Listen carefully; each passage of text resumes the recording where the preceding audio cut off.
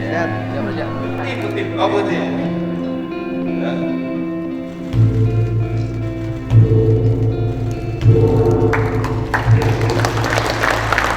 Dan dengan ini acara Salah Sehat Nasional telah resmi dibuka.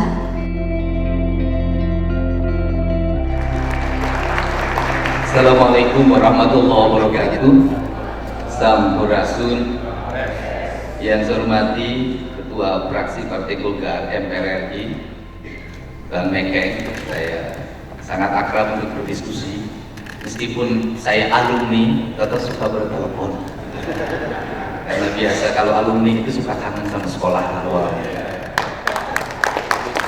Yang saya hormati Sekretaris Fraksi Partai Golkar MPRI, Kang Ferdi, terima kasih. Bapak banyak bantu sekolah-sekolah yang ada di wilayah Garut, Tasik, dan Tasik.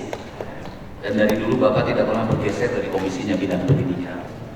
Ini senior saya dalam bidang politik, ini tokoh otonomi yang dulu membuat Kota Banjar, Kabupaten Pangandaran, Kang Agung Gunaya. Dan dari otonomi itu alhamdulillah hari ini Kabupaten Pangandaran tidak bisa lagi membangun. Nangis-nangis bupatinya, jujur ya Bu ya, berat sekali. Kota Banjar juga sama Pak. Mudah-mudahan ini menjadi bahan perhatian bahwa sejalan otonomi juga harus sejalan juga dengan kebijakan fiskal yang otonom. Nanti saya jelasin fiskal otonom itu. Tenang Bu, kan sudah dibantu becak dari saya. Saya itu suka kasihan kalau lihat wanita itu. Yang saya hormati ini Kang Adi, anaknya Kang Adi Barkah, sahabat saya. Kang Iswan, terima kasih ya. Jaga pakai bati, awal jangan nama istri ya. Kemudian Kepala Biro, kemudian Ibu Sekretaris Jenderal MPR RI, saya ucapkan terima kasih.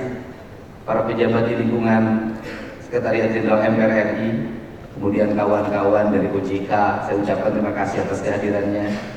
Kemudian ada juga ini buat penting bener ini pesannya, Direktur Perimbangan Keuangan Daerah Kementerian Keuangan. Apa pesan pentingnya adalah kami punya utang dipotong dalam setiap tahun, tapi utang DBH ke Jawa Barat sudah 3 tahun nggak dibayar-bayar. Mohon ini sangat penting fiskal kita ini. Pusat itu kadang-kadang itu kita punya utang 3,4 triliun.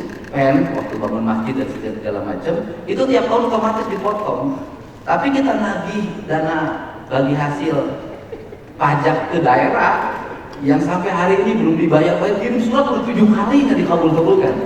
Nah itu karena bagaimanapun pusat itu adalah induk, dan ciri dari induk adalah selalu menyayangi anak-anaknya. Bahkan induk berani mengorbankan dirinya demi kepentingan anak-anak. Itulah ciri khas gubernur konten, jadi ngomongnya terbuka. Ada para bupati yang hadir, kita tidak ngomong lagi bicara dari partai manapun. Saya selalu ketika memimpin tidak boleh lagi bicara partai, ketika memimpin bicara kepentingan rakyat yang luas. Pangandaran calonkannya dari PDIP, Cirebon dicalonkannya dari PDIP, Pak JJ dicalonkan dari PAN, kemudian Sukabumi dicalonkan dari Golkar, Kota Sukabumi dari Nasdem. Mana lagi yang hadir? Kemudian ini dari Golkar, Banjar ya. Semua yang hadir, seluruh pejabat, para ketua DPRD, saya ucapkan terima kasih. Para sekretaris daerah, kepala Bapeda, kepala Bapenda yang hadir pada kesempatan pagi hari ini. Apa sih yang menjadi problem bangsa kita ini? Yang menjadi problem bangsa ini adalah tidak mapannya sistem. Oh, ada wakil bupati Bogor di Golkar, tetap cita-citanya pengen jadi bupati dan nunggu Bogor dibagi 2, saya tahu itu. Ketika papanan sistem itu kemudian menjadi asumsi personal.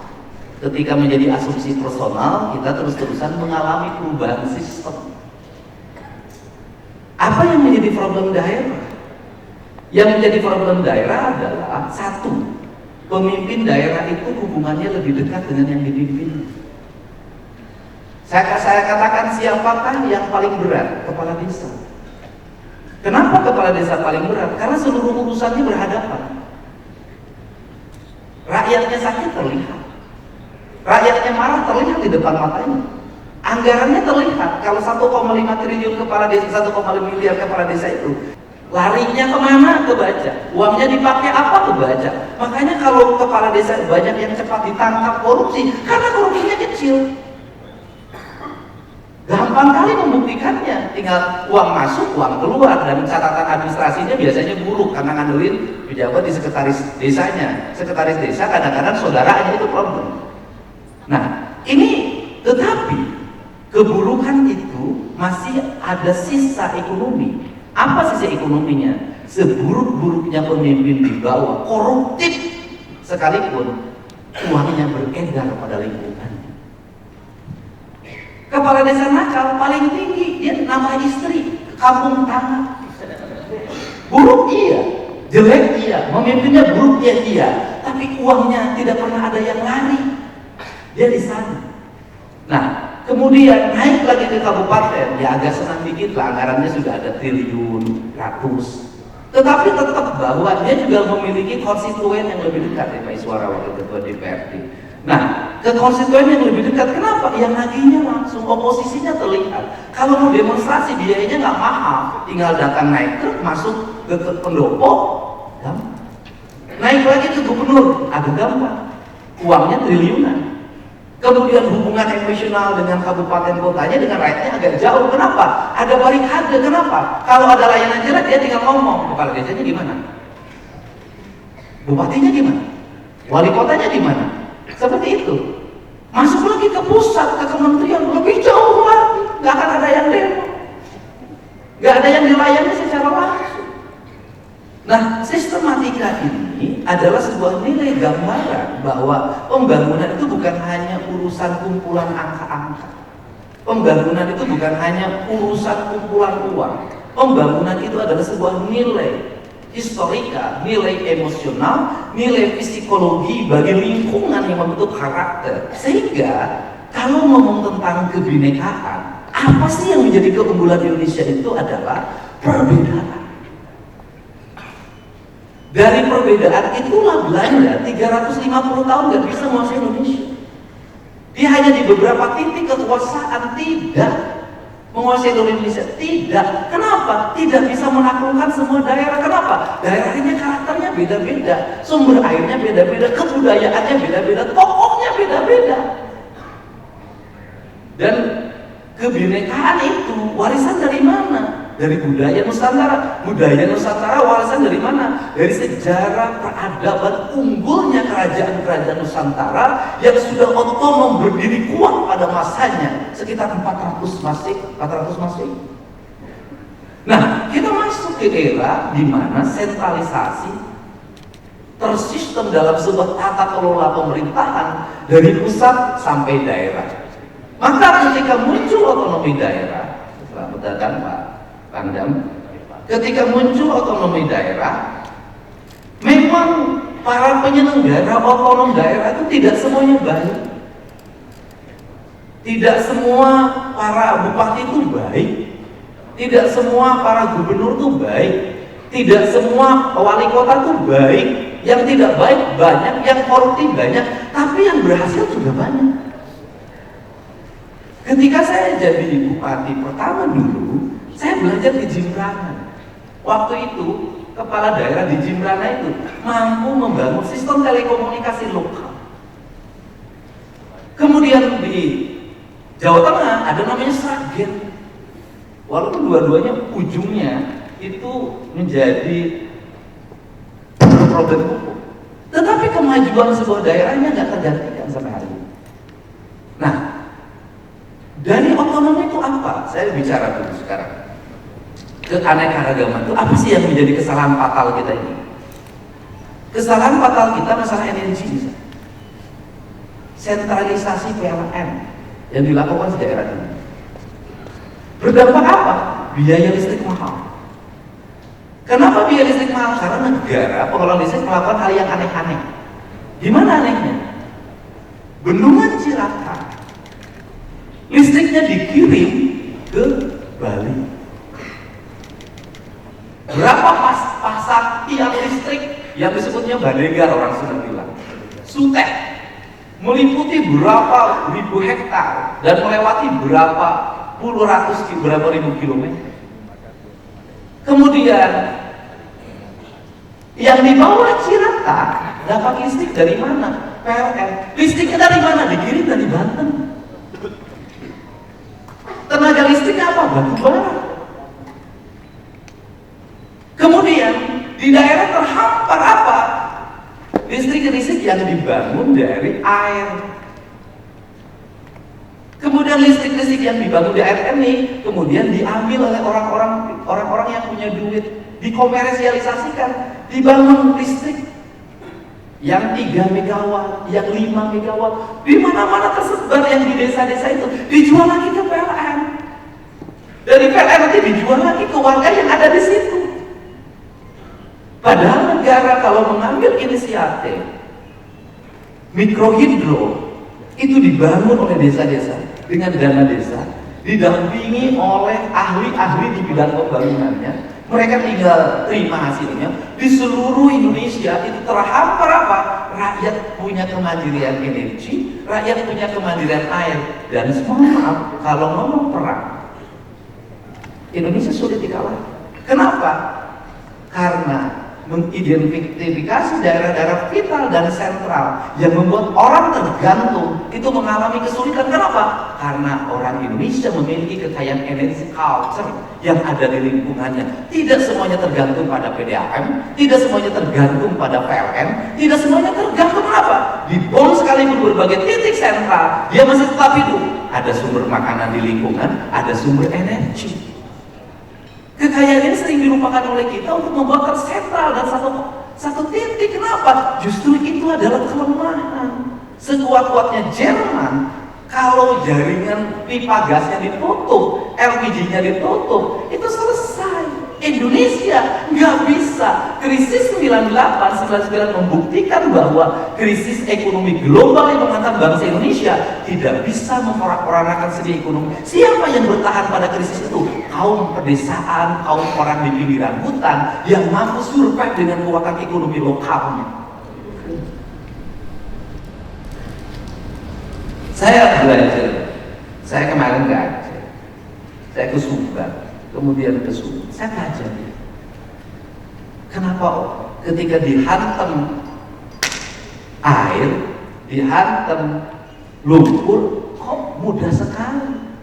Karena tidak ada pohon lagi, yang ada perkebunan sawit. Sawit itu nggak bisa lagi tahan terhadap gelombang, terhadap lumpur, terhadap getaran. Dia bukan pohon untuk melindungi, tapi dia pohon manja untuk dilindungi.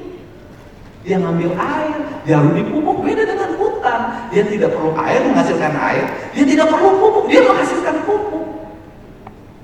Dari situ masyarakatnya tidak punya ketahanan lagi. Kenapa? Lingkungannya tidak lagi sumber pangan. Kenapa? Sungainya sudah tercemar. Kebutuhan pokok lingkungannya berhadi pun udah hampir nggak ada. Semua menjadi homogen. Yang homogen itu berbahaya bagi Indonesia, bagi kebinekaan. Nah, ketika kita bicara hari ini adalah bicara fiskal. Apa sih problemnya adalah? Saya hari ini Pak Ketua MPR tidak menganggap bahwa dana bagi hasil itu kami dipotong, tidak. Kami menganggap dana bagi hasil pajak itu adalah ditunda pembayaran. Kenapa ditunda? Karena itu hak yang diatur oleh undang-undang. Karena itu hak yang diatur di undang-undang, saya senang. Apa senangnya saya?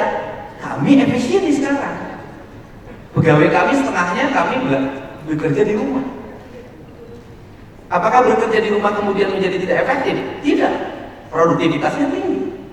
Kami senang dananya, walaupun dana bagi hasilnya ditunda dan dana bagi hasilnya belum dibayarkan juga 3 tahun yang lalu, kami bisa bangun jalan yang lebar-lebar. Lihat Jawa. Kami bisa pasang PJU di seluruh jalan.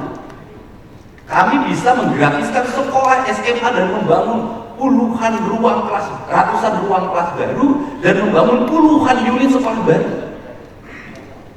Kami senang. Kenapa? Karena saya bisa efektif kemana-mana, nggak usah pakai mobil dinas, nggak usah pakai duit APBD untuk perjalanan dinas.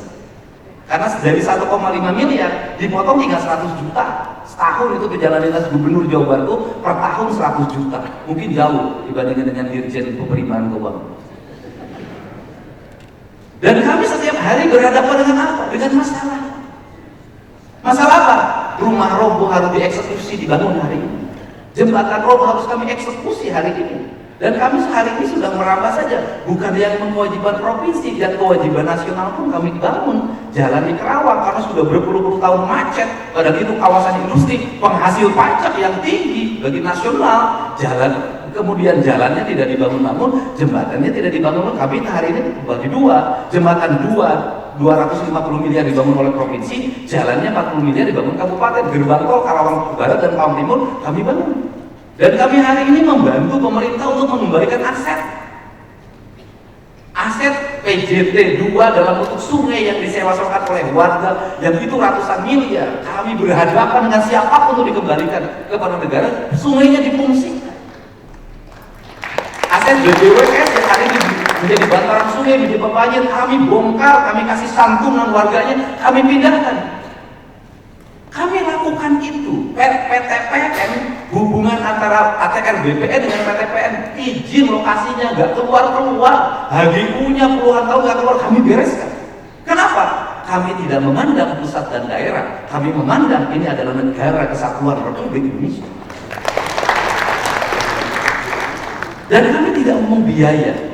Bahkan saya menawarkan, pengacaranya saya siapin, dampingin, kami berhadapan. Setiap hari kami harus ngurusin apa? Geng motor. Anak-anak yang mengalami problem lingkungan, kena HIV segala macam, kami selesaikan itu semua. Saya katakan, tidak semua kepala daerah ini tidak peduli sama rakyat. Banyak kepala daerah yang baik yang bisa melaksanakan tugas dalam keadaan posisi yang sangat sebenarnya. Nah, dalam rangka ini, apa sih yang menjadi problem? Problemnya yang berikutnya adalah daerah tidak membelanjakan uangnya dengan baik sesuai dengan yang diberikan. Bukan salah daerah. Saya berikan contoh. Kalau kabupaten kota belanjanya salah, tidak efisien, tidak tepat, tidak sesuai dengan kebutuhan publik, yang salah gubernur. Karena tidak bisa APBD dilaksanakan kalau tidak mendapat evaluasi gubernur. Maka gubernur punya instrumen untuk Anda sekolah yang harus banyak belanjanya, Anda jalan yang harus banyak belanjanya, Anda adalah daerah aliran sungai banyak belanjanya, ini belanja perjalanan dinasnya kebanyakan, ini biaya seminar-seminarnya kebanyakan, ini ongkos kantornya kebanyakan, ini tunjangannya kegedean. Gubernur punya otoritas untuk itu. Apa problem selama ini? Problem selama ini adalah gubernur memeriksa anggaran kabupaten kota administratif. Evaluasinya administratif. Saya jadi bupati lama, saya baca, bukan isinya yang dibaca, administratif saja, tidak pada substansi. Maka gubernur Jawa Barat hari ini adalah substansi. Saya pakai ketentuan 7,5% dana APBD harus untuk infrastruktur jalan. Karena kebutuhan di Jawa Barat adalah jalan. Kemudian dana bagi hasil pajak kendaraan bermotor yang dibagikan oleh pemerintah provinsi kabupaten kota harus 100% untuk jalan, dan provinsi pun untuk jalan dan kelengkapannya komitmennya sama. Untuk pendidikan harus mendapat alokasi prioritas. Setiap kelas harus ada toiletnya. Harga kelasnya harus ditingkatkan. Tahun depan Provinsi Jawa Barat berencana karena penambangan di Jawa Barat menimbulkan bencana secara terus-menerus, ekosistemnya rusak. Saya Provinsi Jawa berencana tahun depan untuk belanja pembangunan, pasirnya harus pasir beton, bukan pasir dari Jawa Barat. Untuk apa? Membangun masa depan. Bangunan yang kokoh karena pasirnya kualitasnya makin menurun, nggak bisa lagi dianggap. Nah, ini kemudian kalau gubernur salah dalam membelanjakan, tidak tepat dan tidak sesuai dengan sasaran, yang salah Mendagri. Kenapa? Kan evaluasi gubernur itu di Mendagri. Mendagrinya harus detil, administratif, panggil kepala daerahnya diuji. Anda belanja sekian, harus paparan. Selama ini saya para bupati wali kota sebelumnya sudah APBD, paparan di depan gubernur. Saya pernah Majalengka, kamu belanja jalannya berapa? Cuman 120, nggak bisa, aku pengen 200. Saya sebentar Pak, ya diskusi dulu. 15 menit ketemu saya lagi, bisa Pak 175? Artinya bisa. Nah, instrumen ini harus dibangun berdasarkan apa? Bukan berdasarkan struktur kekuasaan, bukan berdasarkan struktur jabatan, tapi pendekatan emosional, di mana para gubernur nanya ke daerah, kamu masalahnya apa, di mana? Saya bisa bantu di mana? Sama juga daerah terhadap pusat, dua-duanya membangun hubungan emosional. Kan kita ini satu keluarga, ya kalau salah ya benerin, dijewer, kita bersedia. Ini cara membangun hubungan kerakyatan yang dipimpin oleh hikmah kebijaksanaan dalam permusyawaratan perwakilan. Inilah prinsip dasar Indonesia. Nah, untuk itu hari ini maka kita masuk ke fase Pak Pekeng. Saya sampaikan, Kota Banjar itu kemarin udah cerita mau nangis. OPD-nya Pak sudah nggak ada kegiatan sama sekali. Kami itu kegiatannya cuma satu Pak, 20 miliar dari provinsi bangun jalan. Hanya itu. Nggak ada, nggak ada. Nah, ini kenapa terjadi dan kami menyadari apa? Ya sudah efisien. Kami efisien. Sudah kalau mau ditanya efisien di Jawa Barat, efisien. Sudah nggak ada lagi mau dicari pun. Di Jawa Barat ini hari ini belanja makan minum pun hilang, nggak ada. Jadi kalau nanti bertamu di Jawa Barat, jangankan di hotel Pak, datang makan siang pun udah nggak ada. Kami siapkan air putih aja. Kami berkomitmen untuk negara karena kami udah digaji. Nah, kemudian, tetapi saya punya harapan. Kenapa? Setelah kami efisien, kami masih bisa membangun. Itu bisa dilihat misalnya anggaran infrastruktur jalan dulu Pak Is sekitar 400 kan. Sekarang ya, justru dengan dipotong 2,458 triliun, kami malah menjadi 4,1 triliun. Semuanya naik, tinggi, naik, semuanya mengalami kenaikan. Tetapi memang ada pos yang hilang sama sekali. Tidak ada. Jadi kegiatan di provinsi, kegiatannya hanya tersentral di 5. 1 di sekolah pendidikan, 2 di kesehatan, 3 di infrastruktur jalan, 4 di infrastruktur irigasi, yang kelima di energi, PJU, dan berbagai kegiatan lainnya yang menjadi penunjang infrastruktur. Di luar itu sudah tidak ada lagi kegiatan sosialisasi, fasilitasi, nggak ada lagi, hanya menikmati gaji dan tunjangan. Itu pun kami lagi berstrategi hari ini. Strategi. Nah, ini didorong. Nah, semua itu kemudian pada akhirnya apa harapan dari pemerintah Provinsi Jawa Barat dan Kabupaten di Jawa Barat terhadap kebijakan fiskal? Harapan kami adalah pemerintah ini punya penilaian. Mendagri, Kementerian Keuangan itu punya audit dan BPK punya audit. Auditnya bagaimana? Kalau yang provinsi, kabupaten, kotanya sukses, ya harus disupport. Dia sukses membangun, dia efisien, pembangunannya sangat baik, angka indeks pembangunan manusianya naik, indeks kesehatannya naik, indeks ekonominya naik.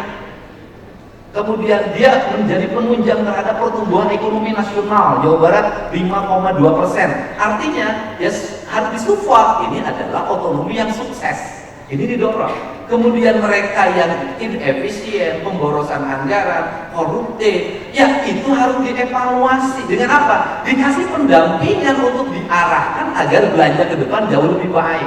Kalau misalnya tidak lebih baik juga, diambil saja kewenangannya oleh pemerintah pusat, dikerjakan oleh pemerintah pusat. Tidak semua daerah dibikin menjadi sama. Ini problem. Kenapa? Negeri dibangun berdasarkan sistem, bukan didasarkan pada keinginan. Ini. Nah, kemudian hari ini kita punya harapan. Harapannya apa? Problem kita ini adalah sentralisasi.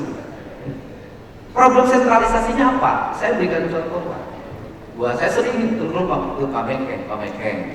Pabrik di Jawa Barat itu banyak banget tuh Pak. Kawasan industrinya terhampar. Banjirnya kami yang terima. Pencemaran lingkungan kami yang terima.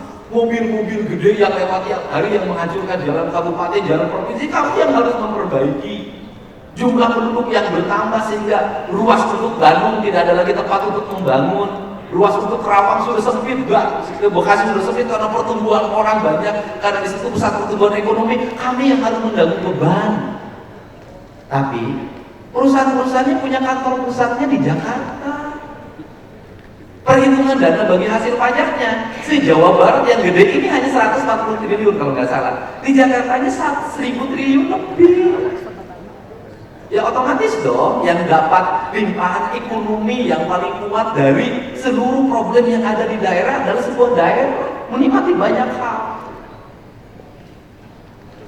Keinginannya apa? Keinginannya adalah pemerintah pusat didorong agar ya kalau bayar pajak dihitung di mana tempat usahanya berada, bukan tempat di mana kantornya berada. Kenapa? Karena yang problem itu luasan areal sawit yang luas, pertambangan yang luas, kemudian industri yang luas. Di situ beban ekonomi dan penderitaannya, baik positif maupun negatif, bukan di sana. Nah kemudian kementerian anggarannya paling besar tersentral. Sekali rapat di hotel di sana, kan sudah 10% masuk ke pajak daerah. Anggarannya gede kan, saya pernah jadi anggota DPR. Nah ini dan daerah itu makin kering. Nah konsepsinya adalah bagaimana yang harus dilakukan oleh kita adalah keadilan dalam distribusi pajak. Kalau negara ini ingin otonom, menurut saya rumusnya sederhana. Pajak ada PPH, ada PPN.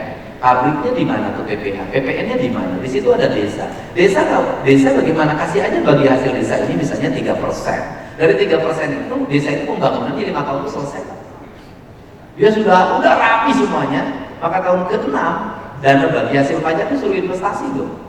Dalam bentuk apa? Perusahaan daerah yang kalau di Jawa Barat kayak Bank Jabar, atau dia beli obligasi di tempat lain juga bisa.